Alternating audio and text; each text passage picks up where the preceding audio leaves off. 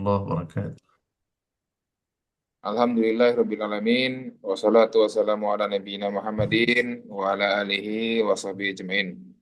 Puji dan syukur kita selalu panjatkan kepada Allah Subhanahu wa taala atas segala nikmat-nikmatnya. Alhamdulillah pada malam hari ini kita bisa bertemu kembali di kelas hadis online bersama Ustadz kita, Ustadz Rahmat Hidayat. Salawat serta salam pada Rasul kita, Rasulullah Muhammad Sallallahu Alaihi Wasallam, beserta keluarga, sahabat, serta pengikutnya hingga akhir zaman. Baik, Bapak, Ibu, dan teman-teman sekalian, kembali kami ingatkan, selama kajian berlangsung, harap mikrofon dan videonya dimatikan, agar tidak mengganggu jalannya kajian. Dan yang ingin bertanya terkait hadis yang akan disampaikan pada malam hari ini, bisa ditulis di kolom chat, insya Allah kita akan bacakan. Dan kalau memang masih ada waktu, kita akan buka sesi tanya jawab langsung. Baik, Bapak Ibu dan juga teman-teman sekalian, mari kita awali kajian kita dengan sama-sama membaca basmalah. Bismillahirrahmanirrahim. Tafadhol Ustaz. نعم، جزاكم الله خيرا بارك الله فيك. بسم الله الرحمن الرحيم. السلام عليكم ورحمة الله وبركاته. Waalaikumsalam warahmatullahi wabarakatuh. الحمد لله رب العالمين، والصلاة والسلام على أشرف الأنبياء والمرسلين وعلى آله وصحبه أجمعين. اللهم إنا نسألك رضاك والجنة ونعوذ بك من سخطك والنار. اللهم إنا نسألك علما نافعا ورزقا طيبا وعملا متقبلا. اللهم اغفر لنا ذنوبنا ولوالدينا وارحمهما كما ربيانا صغارا. Kaum muslimin yang dirahmati Allah, kaum muslimat yang dirahmati Allah Subhanahu wa taala. Alhamdulillah kita bertemu lagi pada hari ini dalam kajian hadis. Kita bersyukur kepada Allah dengan mengucapkan alhamdulillahirabbil alamin. Kemudian kita bersalawat kepada Nabi kita Muhammad sallallahu alaihi wasallam serta keluarga beliau dan para sahabat dan seluruh umat yang mengikuti jejak langkah beliau sallallahu alaihi wasallam. Muslimin yang dirahmati Allah,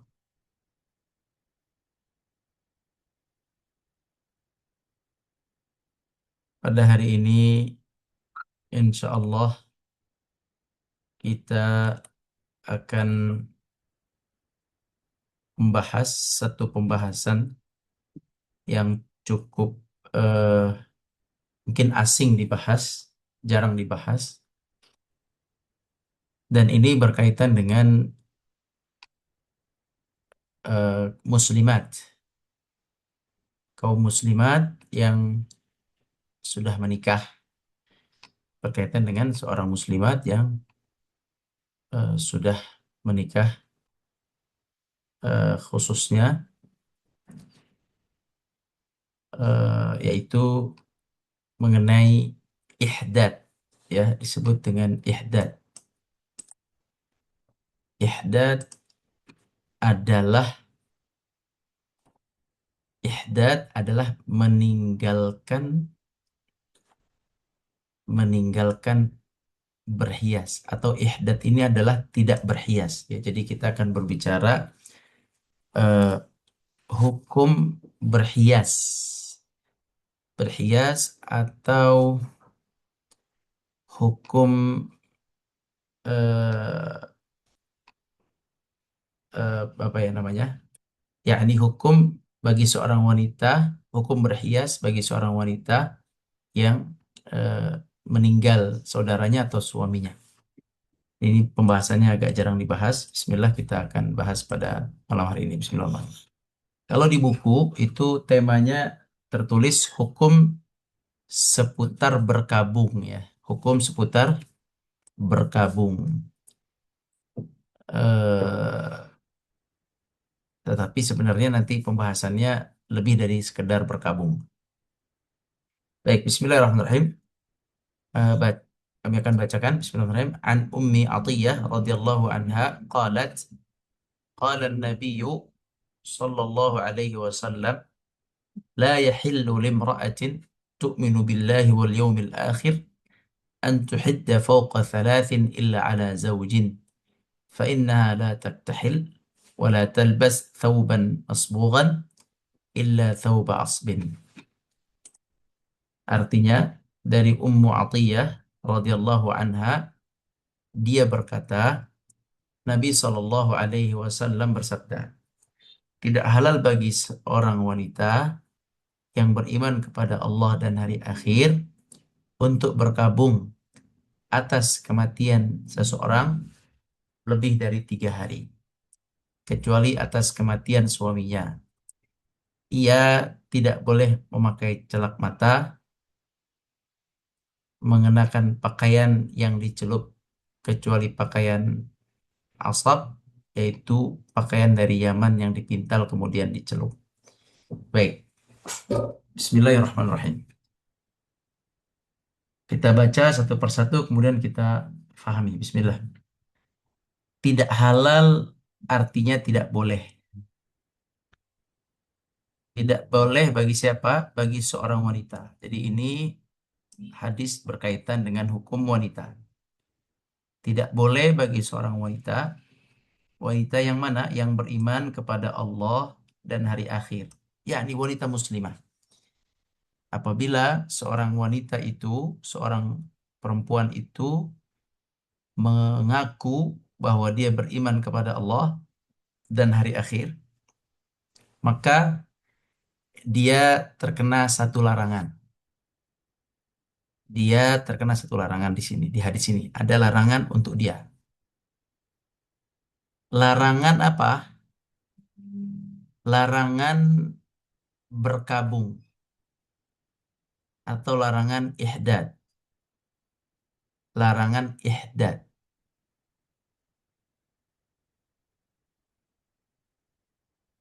Ihdad atau berkabung di sini artinya berkabung, tapi sebenarnya kata ihdad itu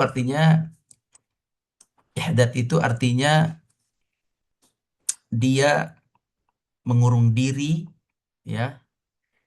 Dia mengurung diri, dia lepaskan semua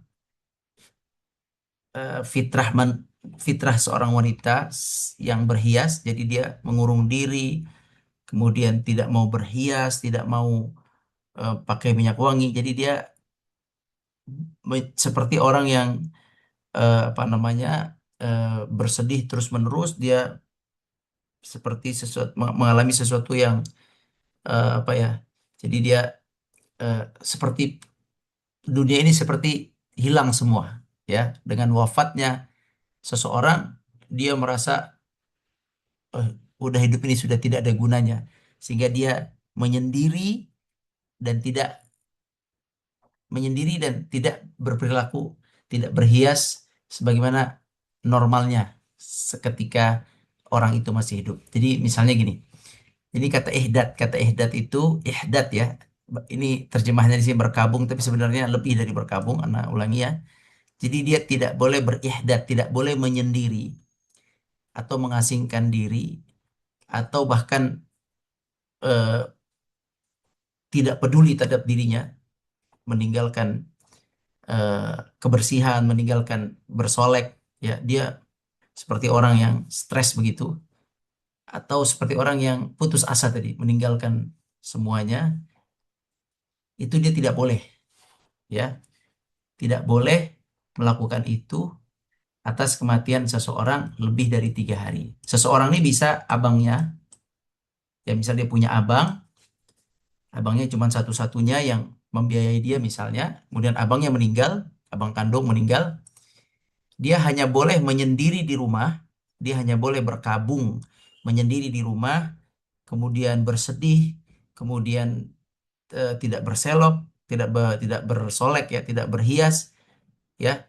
seperti orang yang eh, kehilangan sesuatu kan. Kalau orang kehilangan sesuatu itu dia bersedih, dia tidak peduli dengan dirinya, dia tidak peduli dengan orang lain, dia tidak peduli dengan kebersihan dirinya, keindahan dirinya, ya. Itu dibolehkan bagi seorang wanita untuk mengungkapkan rasa sedihnya dengan ketidakpedulian tadi. Itu batasnya itu 3 hari saja.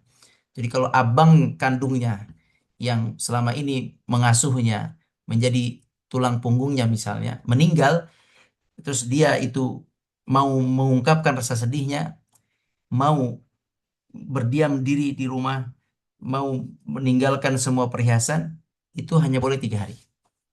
Hari pertama boleh dia di rumah, boleh dia mengurung diri di rumah, meninggalkan semua perhiasan, misalnya baju-bajunya udah nggak dipakai lagi yang bagus-bagus. Kemudian yang biasa pakai minyak wangi, dia nggak pakai minyak wangi lagi, dia udah nggak mikirin dirinya lah. Karena dia fokus kesedihannya itu, hari pertama masih boleh. Fokus kesedihan, tidak mikirin diri sendiri, mengurung diri, masih boleh hari pertama. Hari kedua masih boleh. Dia mengurung diri, dia apa ya namanya, menjauhkan eh, dari perhiasan-perhiasan yang bisa dia pakai, dari bersolek itu boleh. Hari kedua masih boleh. Hari ketiga ya masih boleh juga merasakan kesedihan. Kemudian dia eh, kurung diri, dia tinggalkan semua kebiasaan dia yang bersih, yang rapih, ditinggalkan. 3 hari itu boleh. Hanya 3 hari saja boleh dia mengungkapkan kesedihannya dengan meninggalkan kebiasaan normalnya seorang wanita. 3 hari. Kalau yang meninggal abangnya. Atau makna seseorang di sini adalah kalau yang meninggal itu misalnya bapaknya. Oh, bapaknya yang dicintai meninggal.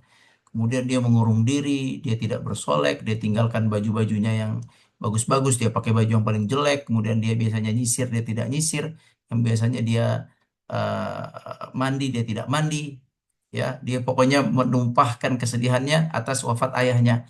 Itu hanya boleh 3 hari saja. Hari pertama boleh seperti itu, ya, hari kedua boleh, hari ketiga boleh, hari keempat tidak boleh, begitu, ya. Nah ini kenapa ini tentang perempuan? Karena kebanyakannya yang terjadi seperti ini perempuan. Ketika meninggal salah seorang dari keluarganya, mereka lebih merasakan kesedihan, lebih merasakan kehilangan, lebih merasakan seperti ditinggal gitu ya, lebih merasakan sesuatu yang menyedihkan lebih dalam dibandingkan laki-laki. Maka rasa putus asa terkadang, rasa menyesal, rasa bersedih, rasa kehilangan itu bagi perempuan lebih terasa begitu, lebih kuat. Makanya muncul hadis ini. Silakan eh, rasa sedih dan kehilangan itu diungkapkan hari pertama dengan tidak peduli terhadap diri sendiri, tidak mau keluar rumah, bersedih di kamar saja. Hari pertama boleh, hari kedua boleh, hari ketiga boleh. Itu kalau yang meninggal adalah misalnya bapaknya, yang meninggal adalah abangnya, yang meninggal adalah adiknya, yang meninggal adalah ibunya, itu boleh, ya. Pokoknya selain suami, dia berhak untuk mengurung diri, tidak bersolek, meninggalkan kebiasaan baik dia yang bersih-bersih itu, meninggalkan kebersihan dirinya, itu dia boleh 3 hari untuk kematian selain suaminya. Nah, sedangkan kalau kematian suaminya, kecuali atas kematian suaminya. Nah, sekarang kalau seorang wanita itu suaminya meninggal. Nah, kalau tadi kan yang meninggal bapaknya misalnya, atau kakaknya, kakak abang kandungnya, atau kakak kandungnya, kakak perempuannya, atau adik kandungnya, atau pamannya, atau neneknya, atau sahabat karibnya. Itu yang pertama. Itu 3 hari saja boleh dia mengungkapkan kesedihan dan meninggalkan kehidupan normal. Boleh 3 hari. Tapi kalau untuk suami yang meninggal, maka dia itu boleh mengungkapkan kesedihannya, mengungkapkan tadi mengasingkan diri dari orang-orang, ya, mengasingkan diri dari orang-orang, dia tidak bersolek, tidak berdandan gitu ya, dia tidak menggunakan wangi-wangian, dia tidak menggunakan pakaian yang bagus, pokoknya mengungkapkan kesedihan dan kehilangan ya terhadap wafatnya suami. Itu dia boleh maksimal kalau dia tidak hamil, kalau dia tidak hamil maksimal yaitu 4 bulan 10 hari ya. Kalau dia tidak hamil maka 4 bulan 10 hari. 4 bulan 10 hari ini hijriah, harus hijriah, tidak tidak boleh bulannya bulan Masehi. Tapi kalau dia hamil maka sampai lahir, sampai lahiran sebelum walaupun lahirnya sebelum 4 bulan 10 hari atau setelahnya. Nah, gini. Nah, baik. Jadi bagi wanita yang eh, meninggal suaminya, maka dia boleh berihdad. Tadi namanya ihdad ya, namanya ihdad, kita tulis ulang namanya ihdad. Ihdad. Ihdad itu menyendiri, mengurung diri ya, mengurung diri dan eh, tidak mau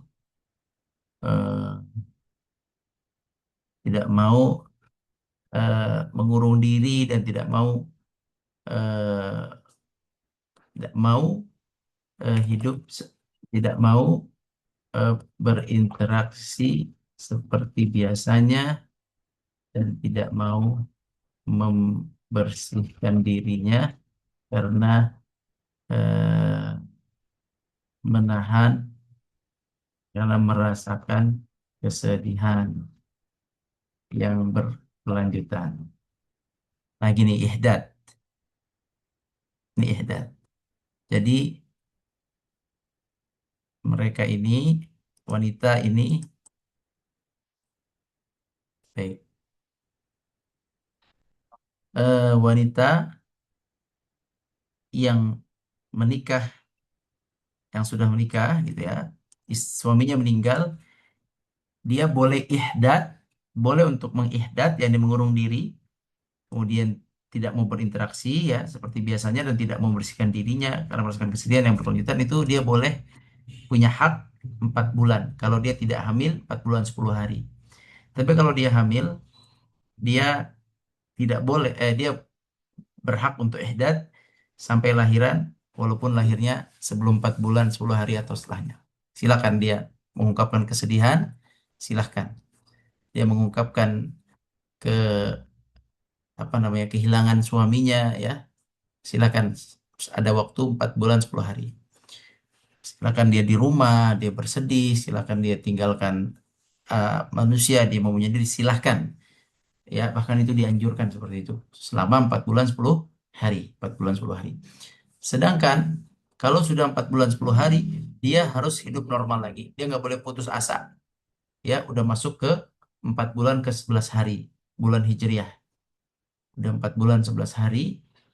Nah, dia harus normal. Wanita itu harus normal lagi. Dia harus berinteraksi lagi dengan orang lain. Dia harus berpakaian normal lagi, ya. Kalau tadinya nggak mau nyisir, sekarang harus mau nyisir lagi istilahnya di rumah. Yang tadinya nggak mau sama sekali nggak mau pakai baju-baju yang bagus karena ingat suaminya, sekarang dipakai lagi baju bagus yang dia punya, normal lagi, ya. Kalau sudah 4 bulan 11 hari. Nah, ini hak bagi yang istri yang sudah memiliki hak bagi seorang istri yang meninggal suaminya 4 bulan 10 hari. Dia boleh ihdad 4 bulan 10 hari. Lebih dari itu maka tidak boleh, tidak halal. Ihdad lebih dari 4 bulan 10 hari bagi perempuan tidak halal. Baik, makanya di sini ya, kata Nabi SAW, selama dia ihdad, selama si perempuan itu muslimah itu ihdad, ya, ihdad yani merasa berkabung, merasa sedih, mengasingkan diri, itu dia selama ihdad dia tidak memakai celak mata, kemudian tidak mengenakan pakaian yang dicelup kecuali pakaian biasa nih, pas pakaian asap nih pakaian biasa, pakaian dicelup nih pakaian yang kalau kita bermotif yang indah ya, pakaian yang indah, yang dicelup nih pakaian yang bagus, yang bagus untuk berhias. Kalau pakaian asap adalah pakaian yang yang biasa begitu. Ya, jadi kalau dia masih di dalam eh, masa 4 bulan 10 hari masih di dalam ini, masih sebulan, 2 bulan, 3 bulan, masih 4 bulan misalnya, belum lewat dari 4 bulan 10 hari, maka dia masih boleh ihdad. Bahkan dianjurkan untuk ihdad. Ya, seorang wanita yang meninggal suaminya dianjurkan untuk ihdad, yaitu untuk mengurung diri, tidak berinteraksi dengan yang lain seperti biasa, tidak membersihkan diri, yakni pokoknya ihdad biasa saja gitu, tidak berdandan, itu dianjurkan bahkan 4 bulan 10 hari, selama 4 bulan 10 hari kalau meninggal suaminya. Makanya dia ketika dia ihdad itu dia tidak memakai celak mata, tidak mengenakan pakaian yang dicelup atau pakaian bagus, tapi pakai pakaian biasa. Gitu. Jadi ini anak ulangi ya, Bismillahirrahmanirrahim, bahwa hadis ini menjelaskan tentang hak seorang wanita untuk berkabung. Hak seorang wanita untuk berkabung atau berihdad, ya. Haknya berkabung atau berihdad. Hak mereka untuk berkabung, untuk mengungkapkan kesedihan mereka, yaitu dibagi dua. Kalau yang meninggal, ya kesedihan karena meninggalnya seseorang, yakni bapaknya atau keluarganya, bapaknya, ibunya atau abangnya, adiknya, maka dia punya hak untuk berihdad, untuk mengungkapkan kesedihan, meninggalkan interaksi dan meninggalkan kebiasaan dia untuk merapihkan dirinya. Itu dibolehkan hanya 3 hari maksimal. Hari keempat harus normal, harus berinteraksi normal lagi, ya harus mau bertetangga lagi, harus kembali lagi pakaian yang normal lagi, ya. Sedangkan jika yang meninggal adalah suaminya, dia itu berhak untuk mengungkapkan kesedihan, berkabung, ya, mengurung diri, tidak mau bersih-bersih diri, ya, tidak mau berhias, itu boleh selama 4 bulan 10 hari. Saking dia ingat suaminya, aduh saya setia dengan suaminya, ya, dia nggak mau eh, apa terganggu dengan laki-laki lain, dia berhak, iya boleh silakan, bahkan dianjurkan 4 bulan 10 hari dia harus menjaga dirinya. Tapi setelah itu dia harus normal lagi, dia harus bisa berinteraksi normal, dia harus normal artinya sudah, jangan terbawa berlarut-larut sampai lebih dari 4 bulan 10 hari. Kalau larut lebih dari 4 bulan 10 hari itu adalah gangguan setan. Ingat lagi tentang suami, akhirnya putus asa lagi. Yang tadinya dia misalnya seorang pengajar Al-Quran misalnya, selama 4 bulan 10 hari boleh dia nggak ngajar. Tapi ketika sudah 4 bulan 11 hari, dia sebaiknya kembali mengajar Al-Quran. Kembali dia datang ke pengajian gitu. Harusnya begitu. Kembali dia melakukan aktivitas baik. Nggak boleh dia kayak orang stres, kayak orang putus asa mikirin suaminya terus, nggak boleh. Maksimal 4 bulan 10 hari itu haknya untuk ihdad. Hak untuk ihdad. Lebih dari itu tidak boleh. Begitu ya. Kenapa hadis ini muncul? Mungkin ada pertanyaan, kenapa hadis ini muncul? Masalah ihdad. Karena dulu di zaman jahiliyah, para wanita itu karena mereka tidak kokoh imannya, mereka itu berihdad atau stres, mengurung diri, putus asa, ya, sedih yang berkepanjangan, itu mereka sampai 1 tahun. 1 tahun kadang tidak bersih-bersih badan, tidak peduli terhadap dirinya, pokoknya dia tidak bersolek, pokoknya nggak peduli, pokoknya dia terus memikirkan mayitnya, bapaknya yang meninggal dipikirin terus, abang yang meninggal dipikirin terus, ibu yang meninggal dipikirin terus, suami yang meninggal dipikirin terus, itu sampai 1 tahun. Nah, ini kebiasaan jahiliyah, sehingga dia nggak mau kemana-mana, yang kegiatan-kegiatan baiknya ditinggalin semua. Yang tadinya dia bisa bisa mengajar Al-Quran, yang tadinya dia bisa menjenguk orang sakit, yang tadinya dia membantu tetangganya yang baik, membantu saudaranya yang dekat dengan situ, ya, aktivitas yang baik, misalnya hadir pengajian, dia tinggalkan semua selama setahun. Ini ada jeda yang sangat panjang yang dilakukan oleh bangsa jahiliyah dulu. Dia nggak mau berinteraksi dengan yang lain selama 1 tahun kalau ada yang meninggal keluarganya. Ini berlebihan, tidak boleh seperti itu. Itu namanya putus asa. Makanya Islam datang memberikan batas. Inilah hebatnya Islam, datang membawa sebuah apa namanya, risalah, ya, sebuah risalah yang sangat eh, sepadan atau sangat pas untuk seluruh manusia, karena Allah yang menciptakan wanita, Allah yang mengetahui perasaan wanita, Allah beri hak kepada wanita untuk bersedih, mengingat mayit, silakan 3 hari, bagi selain suaminya. Untuk suaminya silakan 4 bulan 10 hari. Nah, seperti itu. Eh, Mudah-mudahan jelas ya. Nanti kita akan perbanyak diskusi, insya Allah, mengenai ihdat ini. Hak untuk bersedih, eh, atau ihdat ini tadi itu. Hak untuk bersedih, atau bisa ihdat ini kadang menjadi hak, terkadang menjadi kewajiban juga. Ya, kadang menjadi hak, kadang menjadi kewajiban juga. Ya, maksudnya gini, kadang hak, dia berhak untuk bersedih. Tapi ada juga orang yang meninggal suaminya hari pertama, dua, tiga, hari keempat udah macam-macam. Nah ini dia harus ihdat kalau kayak gitu. Dia nggak boleh, dia harus mengurung diri karena dia terlalu terlalu cepat melupakan suaminya. Masa baru meninggal 3 hari, atau 2 hari dia langsung langsung berbuat seperti wanita yang seolah-olah belum punya suami. Nah ini kalau orang seperti itu harus ihdat, dia harus menjaga dirinya, dia harus menjaga pakaiannya gitu. Jangan berpakaian yang indah-indah sampai 4 bulan 10 hari ini. Jadi ihdad ini sebenarnya babnya bab ihdad, ya bab ihdad. Ihdad itu tadi ya. Baik, barakallahu fiik. Silakan. Sampai di sini kita akan diskusi mungkin lebih banyak masalah ihdad ini. Nah, tafadhal barakallahu fiik. Baik, alhamdulillah, jazakallahu khairan Ustaz untuk penjelasan hadis malam ini. Nah, Sudah ada yang masuk di kolom pertanyaan, saya bacakan terlebih dahulu. Bismillah dari Ibu Siti Sadiah. Afwan Ustaz izin bertanya. Satu, apakah ada perbedaan ikhtilaf masa iddah terkait wanita yang sudah tidak mengalami haid atau sudah menopause? Sampai kapan ketentuan masa iddahnya bagi yang sudah menopause? Sedangkan seseorang wanita yang masih haid yang ditinggal wafat suaminya, masa iddahnya 4 bulan 10 hari. Bagaimana dengan wanita yang menopause? Mohon penjelasannya. baik.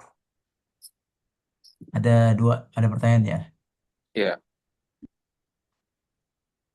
Baik. Kalau yang eh, wanita yang iddah, ya, iddah itu adalah sebenarnya eh, masa penantian, masa penantian seorang wanita sebelum dia melakukan, eh, menjalin hubungan pernikahan baru dengan laki-laki lain.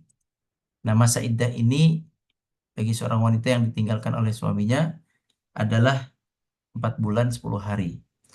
Setahu ana, wallahu alam, setahu ana tidak ada perbedaan antara wanita yang masih haid dan menopause, ya, walaupun dia masih masih haid, masih bisa punya anak, masih bisa hamil atau menopause, tidak ada masalah karena ini terkait masalah iddah, ini masalah boleh atau tidaknya menikah kembali, ya, boleh atau tidaknya dia memulai pernikahan barunya itu adalah 4 bulan 10 hari.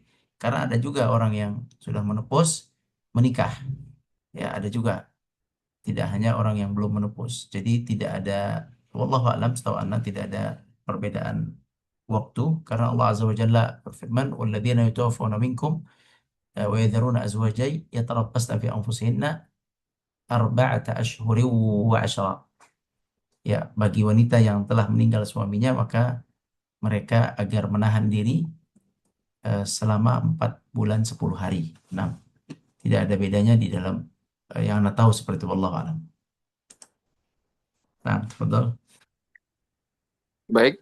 Eh, belum ada lagi Ustaz yang masuk di kolom chat. Apa kita buka sesi tanya jawab langsung? Ya, boleh, silakan. Ini udah ada yang angkat tangan. Siapa ini? Silakan. Ibu Aliyah, silakan Bu. Assalamualaikum warahmatullahi wabarakatuh. Ustaz Rahmat. Salam. Ustaz, Anda mau Hmm. bertanya, untuk Ida, seorang perempuan, apakah ada batasan nih Ustaz? Hmm. Sejauh mana dia boleh berjalan? Kemudian, ketika si perempuan ini punya anak kecil-kecil, suaminya berpulang, dan dia bekerja, apakah dia tidak harus bekerja lagi untuk menjalani iddah ini, Hmm. atau dia boleh bekerja tapi dia dibatasi dengan hal lain gitu. Ustaz. Ini terlepas dari Harusnya memang kan ketika seorang istri meninggal, yang bertanggung jawab itu keluarga laki-laki ya Ustadz ya. Ini Mm-mm. semisal mereka itu adalah kaum migran yang jauh dari sanak saudara gitu Ustadz. Dan dia harus berjuang Mm. menjalani hidupnya sendiri. Apakah Mm. dia memang harus beriddat atau beriddah, diam saja di rumah, menunggu nasib. Iya Ustadz kan? Sedangkan Mm. anak-anaknya banyak, harus dikasih makan, harus jajan. Kemudian dia juga tinggalnya ngontrak gitu Ustadz. Nah Mm. ini apa nih yang harus kita lakukan sebagai orang yang sedang menjalani iddah dan kondisinya seperti itu Ustadz? Ya, Karena ya. sekarang kan banyak nih Ustadz, banyak sekali kan yang perempuan-perempuan muda yang ditinggal oleh suami, kemudian dia tinggalnya mengontrak, ada anak gitu kan Ustadz. Apakah dia boleh misalnya dia jadi kuli cuci, masuk ke rumah orang, mencuci, mensetrika. Nah, kemudian harus ada batasan apakah, ataukah harus menggunakan cadar, atau harus menggunakan sarung tangan kah, supaya tidak terlihat dengan laki-laki lain, gitu Ustadz. Terima kasih Ustadz. Nah, barakallahu fiik.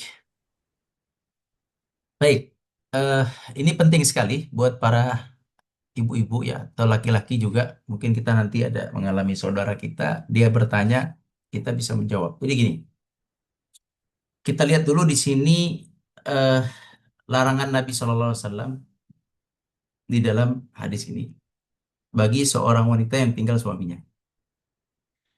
Di sini ada penjelasan jangan memakai celak mata dan jangan memakai atau tidak boleh ya, tidak boleh memakai celak mata dan tidak boleh pakai pakaian yang dicelup pakaian dicelup pakaian bagus ya, pakaian kondangan lah kalau kita, pakaian yang bagus lah.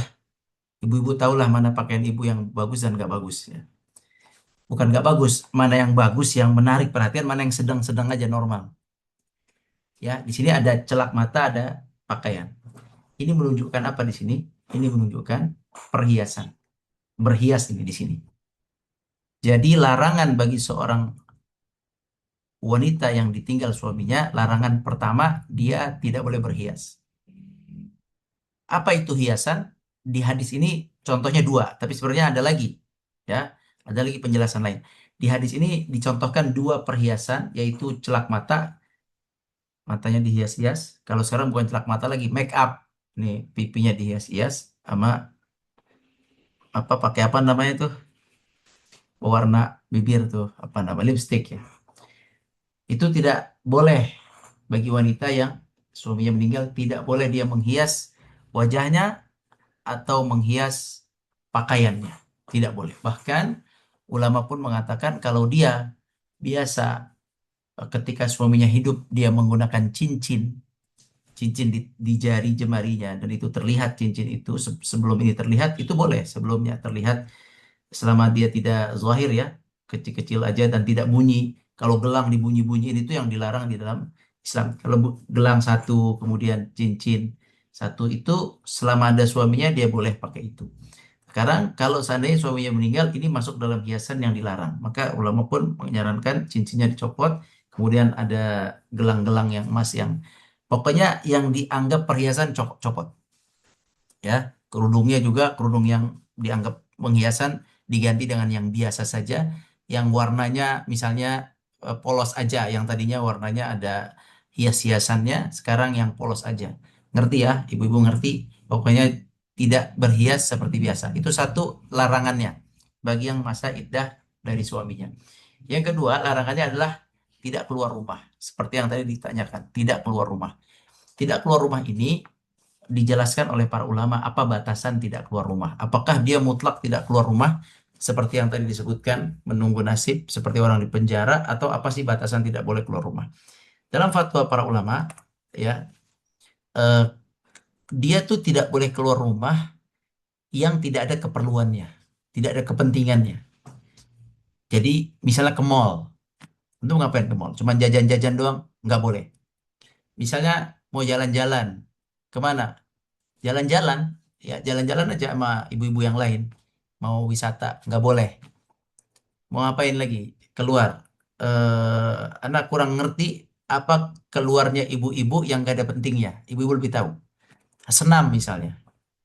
Senam itu termasuk yang bagian yang tidak, bukan termasuk kebutuhan yang dibolehkan pokok untuk keluar. Senam-senam jogging misalnya. Itu nggak bisa, itu di rumah nggak bisa. Itu tidak termasuk bagian dari hajat. Terus yang mana yang dibolehkan untuk keluar, gitu kan? Nah, ulama ulama memberikan satu kaidah. Kaidah itulah kebutuhan yang pokok yang kalau dia nggak keluar memang nggak bisa. Ya, kalau dia nggak keluar itu ada masalah. Itulah di situ dibolehkan. Misal gini, misalnya dia harus mengantar anaknya sekolah karena nggak ada lagi, dia nggak punya pembantu, dia nggak punya siapa-siapa, anaknya kecil semua, maka silakan dia keluar mengantar anaknya sekolah. Yang kedua, misalnya dia bekerja sebagai guru di sekolah, guru di sekolah, dia sudah akad sebagai guru, dia sudah punya guru, dan cutinya hanya diizinkan 7 hari. Ya, misalnya cuti wafat suami, misalnya anak nggak tahu berapa hari, misalnya misal 7 hari, ya, atau seminggu ya. Nah, itu dia di hari ke-8 dia harus masuk karena ada satu akad dengan sekolah, satu itu. Yang kedua, kerja dia dengan di sekolah itu adalah akan menafkahi anak yatim ini, anak-anaknya ini. Ini juga termasuk di dalam penjelasan ulama, ini dibolehkan. Dibolehkan karena ini masuk bagian dari kebutuhan yang dibutuhkan. Kalau dulu, zaman dulu itu adalah wanita yang keluar untuk mengembala kambing orang lain, begitu. Suami udah meninggal, dia nggak punya sumber pemasukan apa-apa, maka dia bekerja sebagai pengembala kambing. Itu tidak apa-apa zaman dulu. Atau dia punya anak bayi, suaminya meninggal, dia mencari bayi lain untuk disusui. Ini juga tidak apa-apa.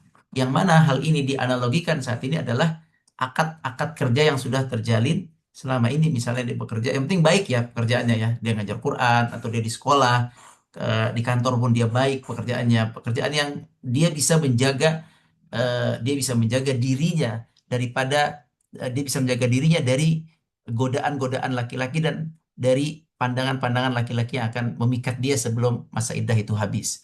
Jadi dia tidak boleh istilahnya mendisplay dirinya, ya, menampakkan dirinya kepada orang lain semasa iddah, itu dia tidak boleh, kecuali kebutuhan-kebutuhan pokok tadi. Di antara kebutuhan pokok tadi, akad dengan pekerjaan yang baik, bukan pekerjaan yang aneh-aneh. Kalau pekerjaan yang misalnya perempuan tuh ada pekerjaan yang misalnya apa tuh yang suka nawarin barang itu, eh, dia SPG. modal, iya, dia modal modal modal badan dan wajahnya itu nggak boleh mutlak itu, ya. Itu tinggalin, kerjaan SPG ya, itu tinggalin, ya. Itu dia musibah, itu dia depan barang apa dia, musibah, itu bahaya, itu justru meninggal suaminya dia kerja begitu, bahaya. Tapi kalau kerjanya adalah yang normal, ibu bisa bayangin ya, kerja normal, misalnya dia jadi sebagai seorang pembantu rumah tangga misalnya, kuli cuci misalnya, atau pedagang apa misalnya, itu boleh. Fatwa ulama boleh dia berdagang di pasar, emang disuruh berdagang ya nggak apa-apa seperti itu.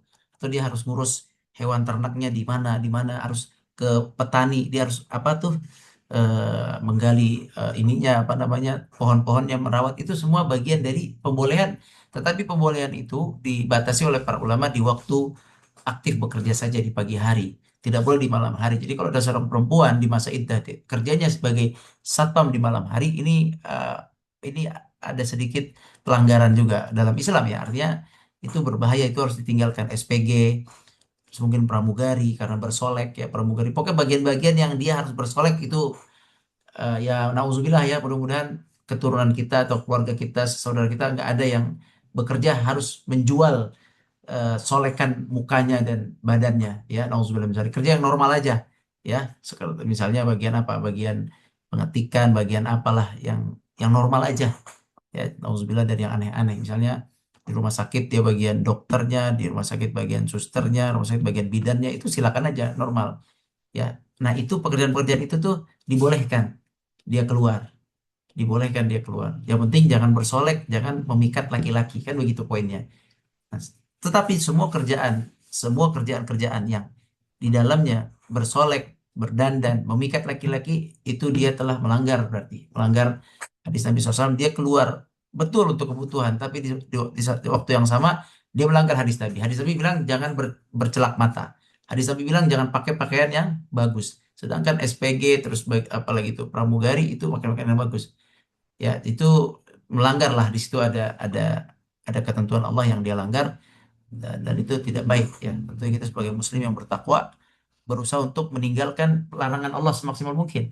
Semaksimal semaksimal mungkin harus diusahakan.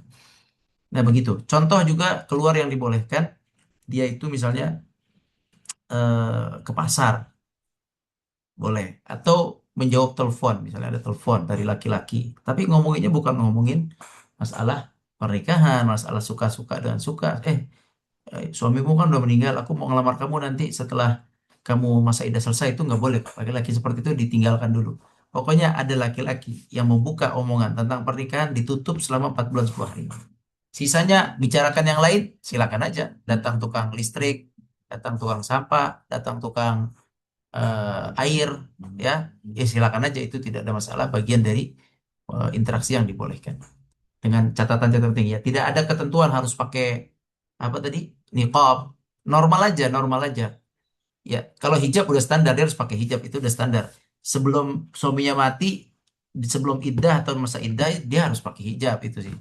Ya, cuman tidak ada keharusan dia harus lebih menutup mukanya, dia harus lebih menutup menutup apanya tangannya, nggak ada keharusan seperti itu. Normal-normal saja. Yang jelas semua perhiasan ditanggalkan dari dirinya. Yang pertama, yang kedua dia tidak semena-mena keluar kecuali hanya kebutuhan-kebutuhan yang penting saja.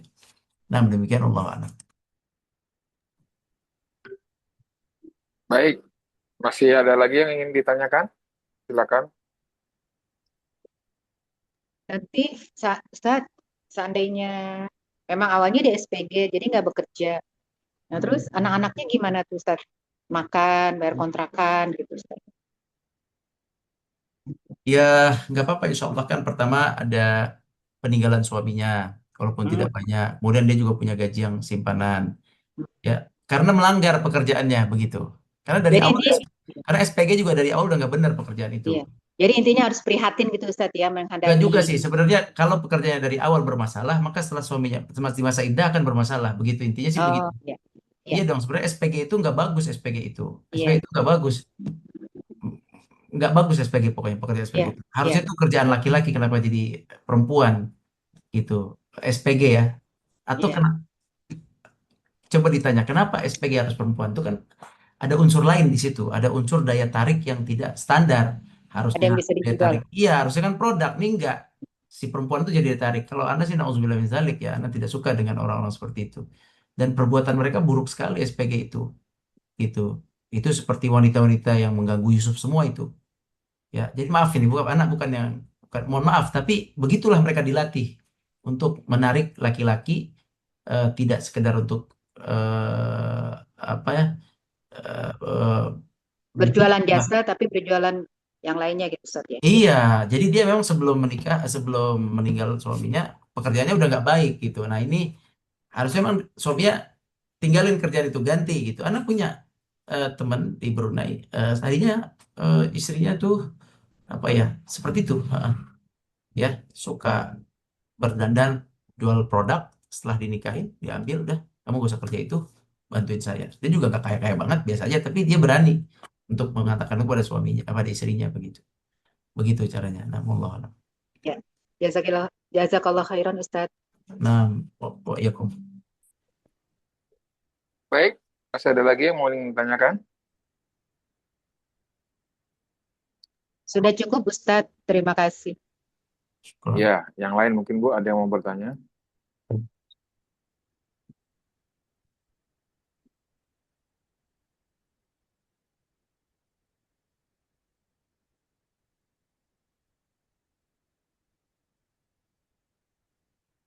Baik, insya Allah udah.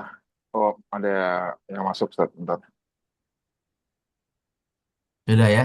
Ada lagi satu lagi Ada pertanyaan. lagi Afwan, ya. Ustadz izin bertanya kembali.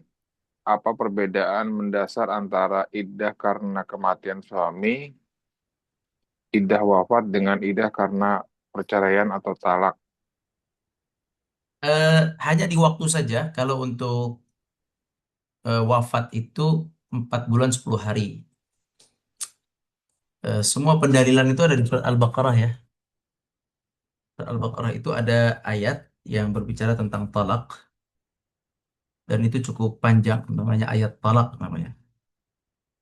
Jadi di situ dijelaskan dari A sampai Z tentang kasus perceraian, bagaimana kalau cerai sebelum digauli, bagaimana kalau cerai sebelum membayar mahar, ya maharnya masih hutang, bagaimana kalau cerai eh, sudah dibayar mahar, bagaimana kalau cerai, gimana kalau meninggal suaminya, dan seterusnya.